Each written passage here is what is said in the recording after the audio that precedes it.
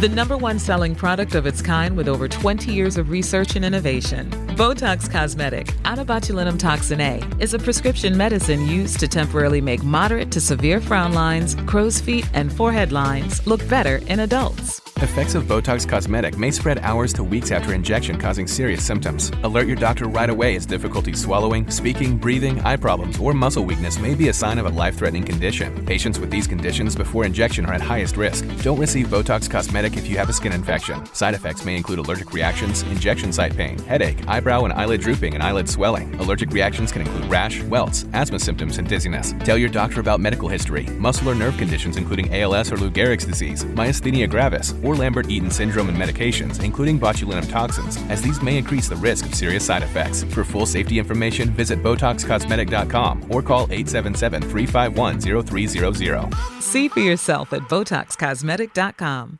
The Manage Smarter Show is brought to you by SalesCred, the sales skill building solution that empowers sales teams worldwide to multiply sales opportunities by improving perception, accelerating trust building, and by earning repeat business. Get the best-selling book by C. Lee Smith, download the free mobile app, and now sign up for the SalesCred Masterclasses. Book your session now at salescred.com. Welcome to the Manage Smarter podcast with hosts C. Lee Smith and Audrey Strong. We're glad you're here for discussions on new ways to manage smarter, hire, develop, and retain talent, improve results, and propel team performance to new heights. This is the Manage Smarter podcast. We talked about AI on this podcast, Lee, and today we're going to talk about the ascendancy of it combined with neuro-linguistic programming. And that's something we haven't touched on.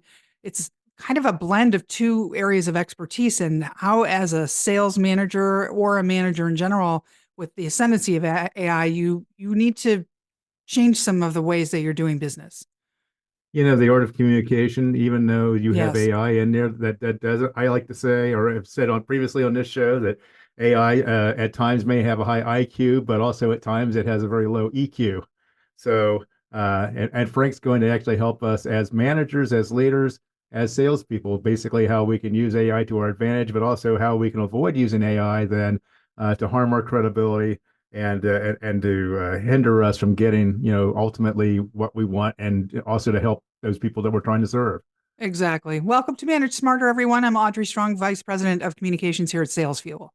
And I'm C. Lee Smith. I'm the CEO and founder of Sales Fuel. So this book, the timing could not be more amazing, Frank. Frank Somma is our guest today, author of the must-read, B2B is really P2P, How to Win with High Touch in a High-Tech World. Frank is a sales and communications expert and speaker. He uses Neuro-Linguistic Programming Institute training to teach business people how to be more charismatic and persuasive. With the advent and ubiquity of AI, Frank teaches NLP techniques to make people good at the only thing AI cannot be good at, which is relating exceptionally well to other people. We hope to do that today. His book really teaches the techniques from 30 years of experience. Frank Somma, thank you for coming. And boy, I'm assuming the book is selling very well because everybody's worried about this. Knock wood, yes, we're doing very well, and I'm happy that people are finding value. When you talk about AI and its uses, it's an amazing tool, and I love using the bits and pieces of it that I've been able to use. I think my caution to people, and the reason, one of the reasons behind the book is that I found that salespeople were leaning on the technology instead of leaning into it. And the difference is significant because if you look at, for example, Professor Vanessa Bonds out of Cornell did a wonderful study where she sent people out with an ask, okay? Sent two groups of people out and asked. First group went out and asked via email. Second group went out and asked verbally on the phone. The verbal group outdid the email group by something around 85 to 15. So then she took that very successful phone ask and sent people out in person, compared it to the phone ask. And in person was 67% versus 33. So the hierarchy of communication then for us as salespeople is really going to be in person when you can do it, Zoom when you can't, phone behind that, and in last place, comes emails. Now, wrapping that up into AI, I see a lot of people asking AI to write their emails. And that's my caution. I mean, I use email all the time. I've got cadences in my CRM that, it's a mail call, a few different things. I have an assistant who I hired in Pakistan. Now she lives in London. I love the tech. I really do, and I use it all the time. My caution is only that if if I could point and click my way to everything, what do I need you for, Mr. Salesperson? What do I Mhm. need you for, Mrs. Salesperson? It's, you've got to do the only thing that we can do, which is interpersonal communication. That's why I teach the NLP techniques to help folks to master that part of what we do. So yeah, let's talk about NLP a little bit. My first exposure to NLP was a couple of decades ago, and I heard a speaker speaking at a sales symposium, and basically the gist of it was, if you say these magic words in this order or whatever, you can get whatever you want. And that really turned me off to NLP, to be candid with you. So talk to me about what NLP is, what's not, and where that speaker went so terribly wrong. Well, wouldn't that be great, right? Some magic word. I would love that. I would love Yeah. that Jedi kind of mind trick but no, it's not like it's really about if I learned a couple of words of Mandarin before my trip to China, folks would receive me better because I'd be speaking their language. So what NLP really does, it was two scientists, Bandler and Grinder, who broke down interpersonal communication into its really granular nuances and then taught what happens. So if you see two people in rapport, those two people often move like one another, sound like one another. Like you see two kids running around together, don't they say all the same things and have the same vocal intonations and so on and so forth? Or you're at a company and they all have the same acronyms and everything like that. They've got like their Sure. own little language. When you're in rapport with someone, or if you want to be in rapport with someone, you try to act more like them, right? This is natural human tendency. So what NLP does is it teaches you what people in rapport speak and act like, and then you can kind of front end load that rapport. It gets into some, significant nuances when it comes to word choices and things like that. But by and large, what we're talking about is a great example is, have you met someone who tells you a story in great detail versus someone who tells you a story in huge chunks, right? So this is like this age-old thing where you see people going, okay, do you have a point? We're going to land this plane, right? So but now imagine you're in a selling situation or a business situation of some kind, and you're speaking with someone and they tell a story in great detail. If your body is doing, your lips are moving, how's that going to be for rapport? So I teach people to recognize these styles and then be able to walk into that style. So you're matching tone, you're matching pace. And if someone is very detail oriented, if I'm telling them a story and I tell it in big chunks because let's add what I refer to this as a view from the air versus a view from the ground. So if I'm a view from the air and you're a view from the ground and you say, how'd it go today?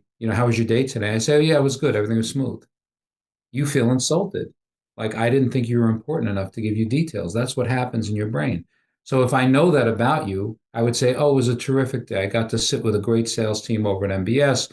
We went through some of the techniques. We did some listening drills. Those guys were like sponges. They absorbed so much. I really had a good time with them. Super interesting. It was up in northern New Jersey. Not a bad run for me. And a matter of fact, I went to see a friend of mine afterward who lived close by. Now, just by throwing in a little color commentary, I'm going to satisfy my view from the ground person who's listening to me and not insult them. But I can't do that unless I'm aware that we have a difference in style. Mhm. Yeah, and likewise, then you have the other person then that is just, okay, I'm just being curious. I don't need your life story here. Right. So yeah, it really is about that. And I will say that I had a executive coach at one time who was absolutely amazing. And one of the things that I learned from him was he would actually go to talking to me, and then someone would bring in their Same kid thing. into the office, and suddenly he could change he made his voice soft.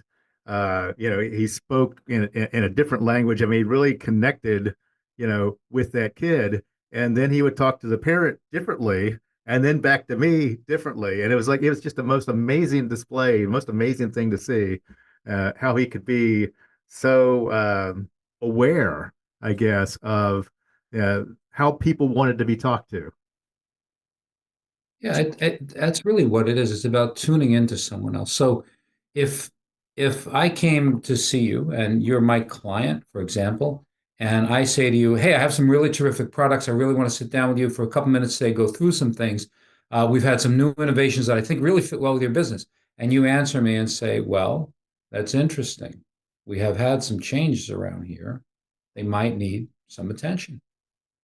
And I come back and I start talking to you this way, you're not going to hear me.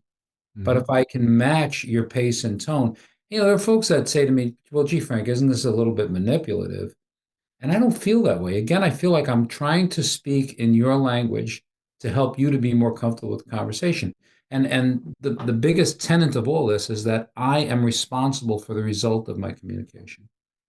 So if I can absorb that, right? If I can take that on and say, I'm responsible, then I want to do what I can to help you to understand the point I'm bringing, which is to know your map of the world and start to speak in terms that make sense to you. I'm going to avoid the acronyms from my business that nobody knows anything about. I'm going to speak in a tone that's comfortable for you, at a pace that's comfortable for you. And, it facilitates communication because if, how many times have you walked away from a conversation and say, well, that's not what I meant. He misunderstood me. She got me wrong. Well, how's that working for you? That all may be true, but you still get your point across.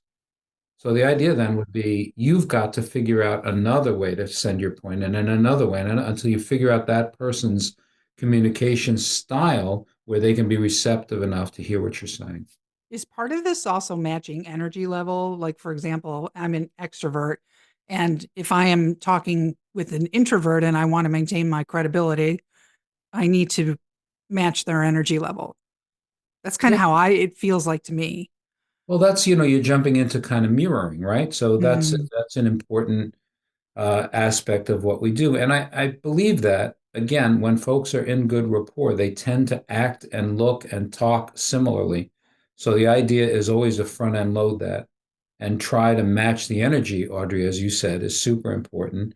The tonality, all of those things. And circling that back to AI, you know, it's the advent of AI and the growth is so good and so fast and so wonderful. And I use it all the time.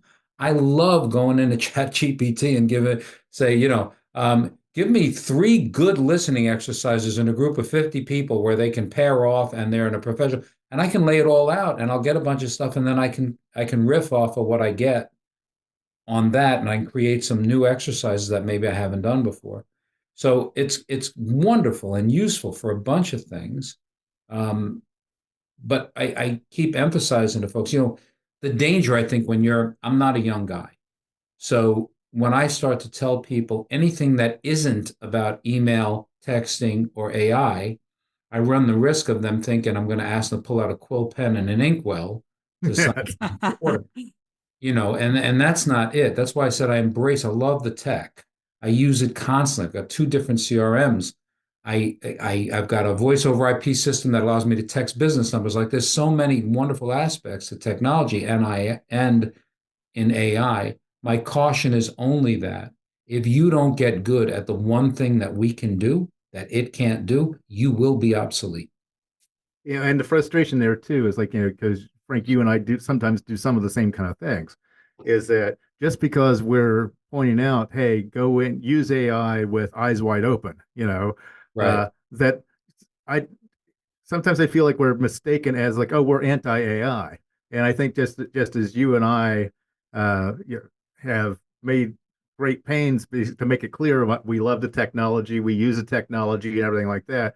Kind of feel like we kind of have to because it's like it seems like everyone's so rah about AI that if you say anything about okay, but use it cautiously or be mindful of this or whatever that the interpretation is or whatever that somehow we're anti-AI, and of course I'm not a young guy either, so it's like Right. oh, it's just some old curmudgeon or Mhm. whatever. I want to adapt to the technology. Exactly. It's like no, Exactly. I live for this stuff. So, Yeah. but Well, you know, What are some of the credibility killers, though? You talk about using the nuances of NLP for creating trust and rapport. Lee wrote a book called Sales Cred, and his jam is sales credibility. So we've been getting emails generated by AI, Lee and I both, email blasts where the first line over and over is, I hope this email finds you well. And that's Oh my goodness. an immediate, clue that a robot wrote it. So what are some of the pitfalls and things to look out for? I'm not sure if I'm going to be answering your question directly, but it brought to mind instantly. I was doing a training with a sales team yesterday. The example I was just giving you was for real, with a wonderful company called MBS in New Jersey. They're in office automation, IT, printing, VoIP. They do a bunch of different services. And I had a young group of people, and we were talking. And I said, "How many of you have sent an email that you proposed something, and now you followed up, and your email begins with just checking?" Mm. I go, "Have you done that?" And the hands go up, and I go, you're killing me."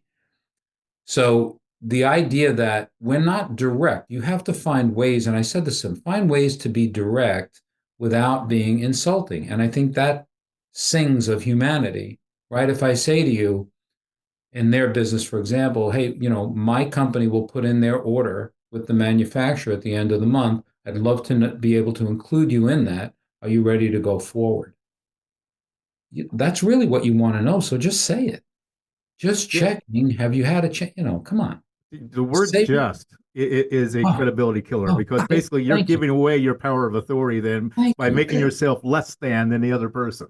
100%. Man, I love that. Yeah, be direct and ask those questions. So and you can have fun with people too. I gave these guys a lot of different ways to WhatsApp. I had a wonderful guy that I quote all the time. His name is Anthony Steers, and he lives in London. And I was with him at a conference once. And Anthony is his moniker is the telephone assassin, which is so good. That's not Wow. cool. I wish my name was the telephone, right? How cool is that? That's cool. And, Very Jersey he, thing. yeah, he trains people. He's actually from London, but he trains people in big telemarketing rooms. He trains people on phones. And he said a quote that I loved. He said, "Email will get it off your desk, but it won't get it done." Mm-hmm.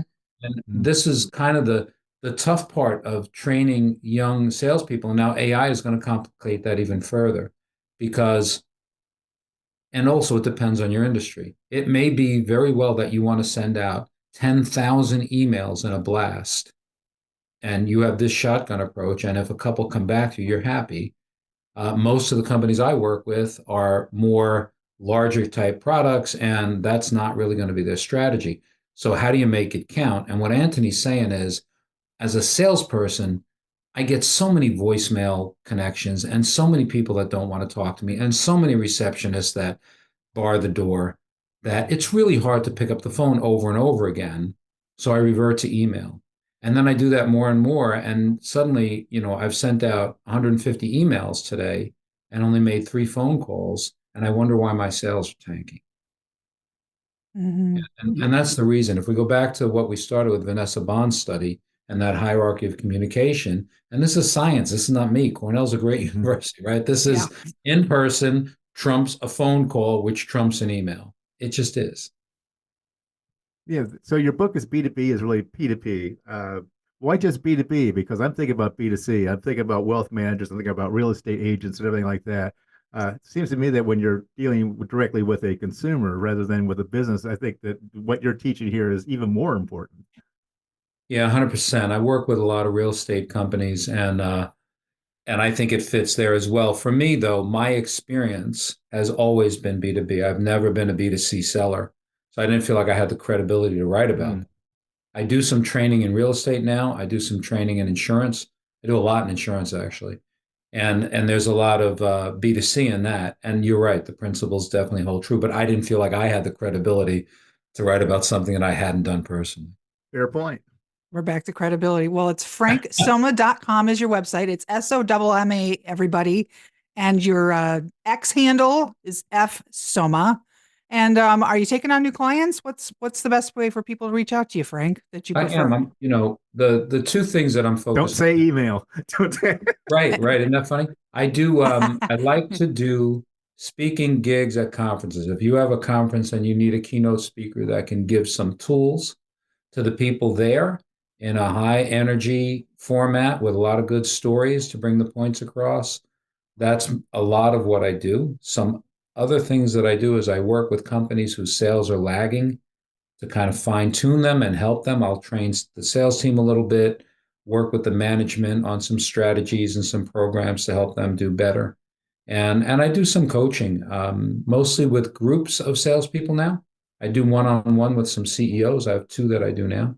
And that's the brunt of all of them. If you go to my website, there are places there to book on my coaching section of my page. You can click on a free 15, book a virtual coffee with me, and we'll spend 15 minutes seeing if we're right for one another. Yeah, it's a very nice looking website, by the way, Frank. Thank you. Yeah, Very I pretty. like the video on the Yeah. front page too. That's really nice. Thank you. So my last question for you is like, so you're a leader of a company, you're in the C-suite, CEO and everything like that. What advice can you give? What one piece of good advice can you give to those people then to make, to establish personal relationships in with the board or with investors or the bank or people like that, that you really need to, have above you or outside the company then to be successful in your role? I would say the best advice I could give anyone at any level is ask questions and listen well, and then earn the right to ask deeper and more personal questions and continue to listen well. My favorite subject is me. Your favorite subject is you. You can deny it, but it's the truth. We're very interested in ourselves. And many of us are listening, to our own thoughts often. And I believe that if you can, and the key here is sincerity. I am genuinely interested in how you got to where you got. I'm going to ask those questions, and I really want to know. If you're trying to fake it and, you're doing the fish on the wall thing and mailing it in, it's going to come through as false. So be credible, ask questions, be genuinely interested in the answer, and practice your listening skills. Well, listening to you has been a pleasure. This 20 minutes went very quickly, Frank. We appreciate you coming on the podcast, and get that book, everybody. Thanks for listening. If you enjoyed the show, please rate and recommend on iTunes, Overcast, or wherever you get your podcasts. You can also get more great information at salesfuel.com.